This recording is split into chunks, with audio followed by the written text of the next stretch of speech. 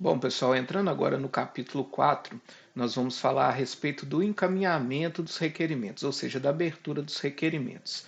Esses requerimentos vão ser abertos através, do sistema Comprev fornecido pela DataPrev.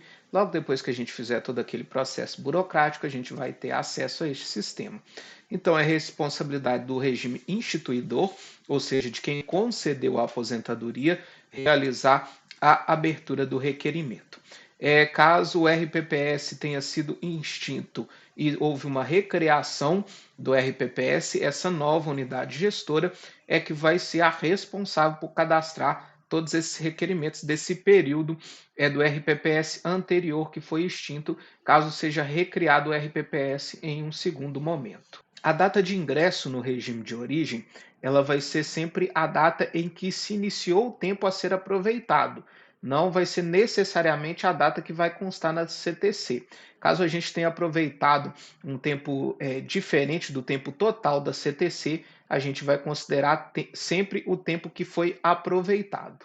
Falando agora, especificamente da abertura dos requerimentos, então, quando o requerimento é enviado pelo regime geral para os RPPS, então o RGPS ele vai enviar, através do ente federativo, por intermédio do sistema Comprev, o requerimento solicitando, a compensação financeira do tempo de contribuição vertido ao RPPS. Para isso, ele vai precisar informar todos aqueles dados que constam no nosso requerimento. Então, são os dados pessoais do segurado ou do dependente, caso for uma pensão, o tipo de benefício, a data do início do benefício, a data do início do pagamento, caso ele tenha sido diferente da data do início do benefício, cessação, quando o benefício já tiver terminado, o tempo de contribuição no regime de origem, renda mensal inicial, será informado sempre a data de ingresso no regime de origem e a data de desvinculação. Lembrando que essa data vai estar sempre vinculada ao período que foi efetivamente utilizado para a concessão do benefício. Lá na parte de baixo do requerimento, quando a gente discrimina os períodos que foram utilizados dentro da aposentadoria, essa data de ingresso quanto à data de desvinculação, elas são preenchidas automaticamente, tá? Então, vai informar também o protocolo da CTC, quando houver, e a data do recebimento da primeira prestação. A gente considera sempre no regime geral a data em que o beneficiário sacou o primeiro benefício. Essa data é considerada, inclusive, para aquele período decadencial, ou seja, o período de expiração, aqueles 5 anos. No RPPS, a gente conta 5 anos a partir da homologação do Tribunal de Contas, que é o tempo que a gente tem para cadastrar esse requerimento, fazer essa solicitação dentro do sistema Comprev.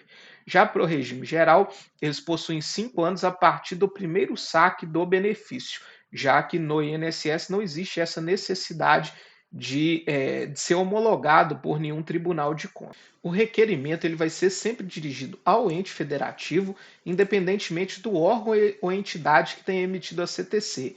Existem alguns casos que a CTC era emitida pelo RH, da prefeitura ou do estado. Existem casos que essa CTC era emitida pelo RPPS e, atualmente, geralmente ela é emitida pelo Recursos Humanos e homologada pelo RPPS ou emitida diretamente pelo RPPS. Mas o requerimento de compensação financeira ele é sempre dirigido ao ente federativo. E aqui, no caso, ele está falando qual vai ser o dia a ser considerado como data de desvinculação. É sempre o dia seguinte, após o último dia utilizado efetivamente na concessão da aposentadoria. Mas como eu falei para vocês, a partir do momento que é cadastrado lá discriminados períodos, o próprio sistema já coloca essa data de desvinculação automaticamente. Ele também já calcula ali qual é o número total de dias no regime de origem. O número total de dias para concessão do benefício, a gente precisa informar no nosso requerimento. Aqui no cadastramento do requerimento, ele não coloca como obrigatório o envio de documentos, mas ele coloca que o envio de documentos vai ocorrer só na hipótese de haver alguma dúvida em relação à concessão do benefício. eu recomendo que a gente já envie todos os documentos, já, né, digitalize e envie todos os documentos, para não abrir exigência. Porque caso isso vá para uma análise manual, a possibilidade de se exigir a documentação é muito grande. Então você já adianta o seu processo para não ter esse retrabalho e depois voltar em exigência. Então, assim, por mais que a portaria coloque como não é obrigatório o envio do documento, ele é facultativo e só vai ocorrer se houver aí a necessidade de alguma comprovação de informação, eu acredito já ser o melhor a se fazer é já cadastrar o requerimento com toda a documentação presente. Aí agora o caminho contrário, né? Quando o requerimento é enviado pelo RPPS para o regime geral. Então a gente vai apresentar as mesmas informações que o regime geral apresentaria para a gente. A única diferença é que a gente vai ter que enviar a data da publicação do registro no Tribunal de Contas, não é a data do acórdão. Geralmente o documento que a gente encaminha, né, comprovando a homologação no Tribunal de Contas é o acórdão. Mas a data que a gente vai informar, a data da homologação no Tribunal de Contas, é a data da publicação do registro. Geralmente tem uma certidão de publicação que informa essa data, que é posterior à data desse acórdão, tá? Mas se a data do registro ela tiver ocorrida até o dia 15 de maio de 2012, que é essa aqui é a data da publicação da Lei de Acesso à Informação, aí você pode informar a data do acórdão, porque antes disso é muito difícil a gente saber qual foi a data da publicação. Então, se for até esse período, você vai informar a data do acórdão, até 15 de maio de 2012. Após esse período, vai ser sempre a data da publicação do registro. Em caso de benefício concedido via decisão judicial, a data de pagamento você vai sempre informar conforme a decisão judicial, porque geralmente a decisão judicial é retroativa à data, né, que a pessoa teria direito. Então você vai sempre informar a data de início do benefício conforme a decisão judicial. Em caso de tempo de contribuição para o regime geral dentro do próprio ente federativo e que tenha sido averbado até 18 de janeiro de 2019, sem a emissão da CTC pelo INSS, o ente federativo ele vai ter que emitir a certidão específica conforme o anexo 13 da nossa portaria 1467 de 2022. Além disso, normalmente aqui o INSS ele pede mais alguns outros documentos para comprovar essa efetiva contribuição. Geralmente ele vai pedir contra-cheque, ficha financeira, para poder comprovar esse período de contribuição, caso ele tenha sido averbado automaticamente sem a emissão da CTC por parte do INSS. No caso da compensação entre RPPS, de um RPPS para outro RPPS, além de todas as informações que a gente informa ao regime geral, a data de publicação lá da homologação do Tribunal de Contas, a gente vai ter que informar qual foi a fórmula de cálculo do benefício, se foi concedido pela integralidade ou por média. Tá? Então, a única diferença quando é um requerimento para outro RPPS, a gente vai selecionar lá para qual ente federativo a gente está direcionando esse requerimento e, além de todas as informações que a gente colocaria no requerimento dirigido ao regime geral, nós vamos informar também qual foi a fórmula de cálculo, se foi pela integralidade ou se foi por média. Em relação aos dados cadastrais, agora o sistema Comprev ele puxa automaticamente esses dados cadastrais da base da Receita Federal e também da base do CNIS.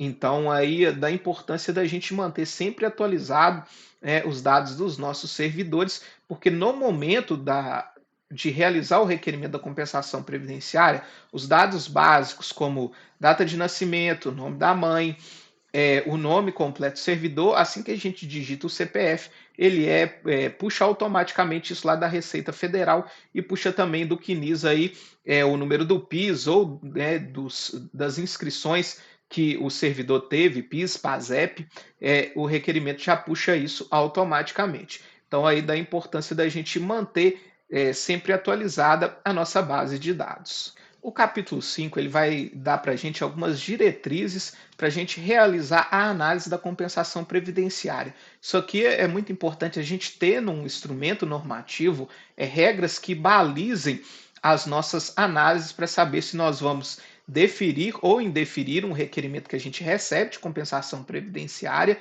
e principalmente aí é o caso da gente criar exigências. Então, a primeira coisa que ela coloca é que a gente não pode realizar, abrir uma exigência de documentação no sistema Comprev sem primeiro analisar todas as informações que são fornecidas no requerimento e as informações que o próprio ente federativo e o próprio RPPS têm a respeito daquele servidor. Então, por exemplo, se foi emitida uma CTC para aquele servidor, essa CTC precisa estar registrada de alguma forma, precisa estar em algum arquivo, né? Se aquele servidor trabalhou no nosso ente federativo, existem as informações junto ao RH da prefeitura ou do estado. Então, a primeira análise que a gente vai fazer é em relação às informações prestadas no requerimento e as informações que o próprio ente federativo tem em relação àquele servidor. Só a partir daí, caso ainda restar alguma dúvida, é que a gente vai abrir alguma forma de exigência. Existem dois tipos de exigências. Nós temos as exigências automáticas, que são aquelas definidas pelo próprio sistema Comprev, quando há, né, alguma dúvida, alguma falta de informação, e existem aquelas que são inseridas no sistema pelo regime de origem, caso alguma informação que esteja ali não esteja batendo com as informações que o regime de origem possua a respeito daquele servidor. Então, podem ser abertas exigências em relação à matrícula informada, tipo de benefício concedido, o tempo que foi aproveitado, o tempo de forma concomitante que foi aproveitado. É, Além disso, né, existência de regime especial, ou seja, um período em que a contribuição era vertida para o regime geral, mas aquele requerimento foi direcionado ao nosso RPPS. Além disso, todas as divergências que a gente encontrar em relação ao que está ali no requerimento e as informações que nós temos em relação ao servidor. Um detalhe importante a coloca é que qualquer abertura de exigência, ela supõe a análise completa do requerimento. Ou seja, é para a gente colocar todas as exigências de uma única vez, para não ficar esse requerimento vai e volta, vai e volta. E agora a portaria estabelece um limite de que só podem ser abertas 3 exigências, tá? Por cada tipo, para não ficar cada hora sendo aberta uma exigência diferente. Então aqui estabelece esse limite de 3 vezes e logo após a gente vai ter que deferir ou indeferir esse requerimento. A portaria também estabelece que precisa ser muito bem explicada qual é a exigência que a gente está abrindo para que o regime instituidor tenha condições de atender aquele nosso pedido.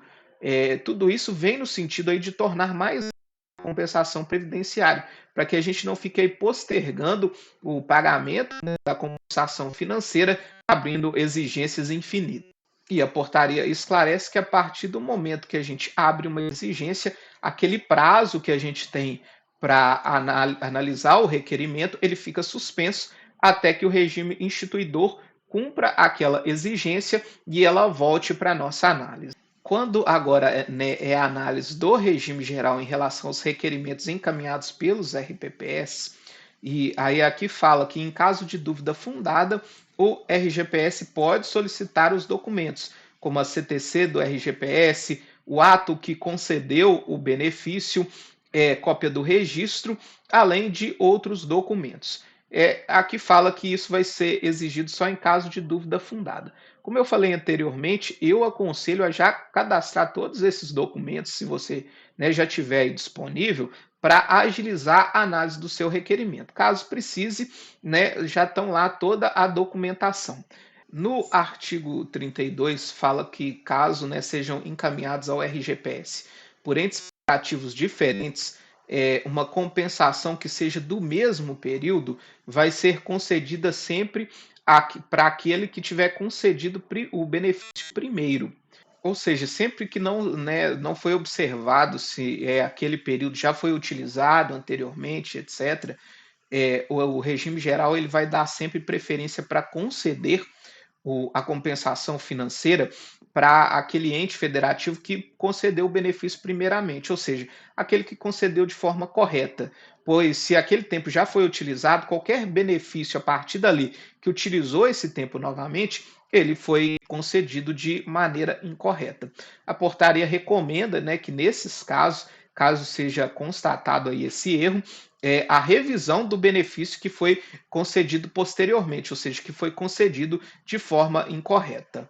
No caso também de análise por parte do RPPS em relação aos requerimentos enviados pelo regime geral, a portaria também coloca que só podem ser solicitados os documentos em caso de dúvida fundada.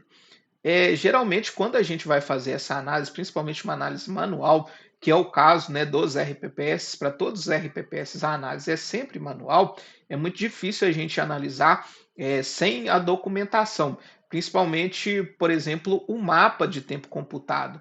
Para você analisar um requerimento que foi enviado para o seu regime por parte do regime geral, sem uma análise do tempo que foi efetivamente usado, acaba dificultando muito essa análise. Então, assim, por mais que a portaria coloque isso diferente, né, que dá para analisar sem essa documentação, eu acho muito difícil para um RPPS conseguir analisar um requerimento, seja do regime geral ou de outro RPPS, sem ter a documentação, principalmente qual é o tempo que foi efetivamente utilizado. Outras informações, como registro no Tribunal de Contas, a própria CTC que, né, o nosso ente emitiu, a gente consegue pesquisar esses arquivos, mas aquilo que foi efetivamente computado acaba sendo mais difícil a gente fazer essa análise sem a efetiva documentação. Falando agora da suspensão da análise, o sistema Comprev ele fornece para a gente a possibilidade da gente suspender a análise de um requerimento até que a gente faça uma consulta jurídica ou administrativa para a gente saber efetivamente, né, as informações a respeito daquele servidor. É importante ressaltar que caso a gente suspenda essa análise, o nosso prazo ele continua contando, tá? Porque esse requerimento ele está em nosso poder, a gente ainda está realizando essa análise. Então, todos aqueles prazos que a gente tem para terminar a análise do nosso requerimento, eles continuam contando. Falando agora da automatização da análise, né? A portaria fala que o sistema Comprev ele deve permitir a automatização da análise. Hoje essa automatização ela só existe por parte do INSS, por parte do regime geral. O regime geral hoje ele tem um mecanismo de análise automática dos requerimentos, que analisa alguns requerimentos mais simples. Para os regimes próprios, ainda essa análise ela é completamente manual. Dentro também do regime geral, caso não seja possível a análise automática, né, se faz aí a análise manual. Em relação às aposentadorias por invalidez, né, ou incapacidade permanente, que é a nova nomenclatura, a gente precisa sempre de um médico perito para realizar a análise desse requerimento. Antes a gente enviava lá, né, o laudo médico, agora não é assim mais que se procede. Quando a gente cadastra a aposentadoria por invalidez ou por incapacidade permanente, a gente precisa da análise de um médico perito que vai responder ali duas perguntas para saber se de fato aquela aposentadoria é passível de compensação ou não. É porque existem algumas aposentadorias por invalidez que não são passíveis de compensação previdenciária. Então essa análise do médico perito ela vai nesse sentido. Em relação ao indeferimento do requerimento, a portaria coloca que vai haver um recurso administrativo para análise conclusiva em caso de indeferimento de um requerimento. Hoje isso ainda não está disponível no sistema, não existe ainda esse recurso administrativo caso a gente tenha um requerimento indeferido ou a gente mesmo faça o indeferimento desse requerimento. Mas a portaria já traz isso, né, que vai caber esse recurso e vai ser julgado pelo Conselho de Recursos da Previdência Social. Falando agora do prazo para análise dos requerimentos, né, o prazo ele começou a ser estabelecido a partir de 2022 e atualmente a gente tem o prazo de 360 dias para realizar a análise do requerimento, né? Isso já vinha ali desde 2019 que foram estabelecidos esses prazos. A partir do ano que vem, ele diminui para 180 dias e depois para 90 dias a partir de 2026. Caso sejam descumpridos esses prazos, a portaria estabelece aí que os valores serão atualizados na forma do artigo 70 dessa portaria a partir de 1º de janeiro de 2022. Essa atualização aqui que estabelece, né, nesse artigo 70, que já vinha, né, desse mesmo decreto aqui de 2019, ela fala de atualização pela taxa Selic, né, a chamada Selic Over, que é a Selic devidamente apurada nas operações com os títulos públicos federais, mais juros de 1% ao mês.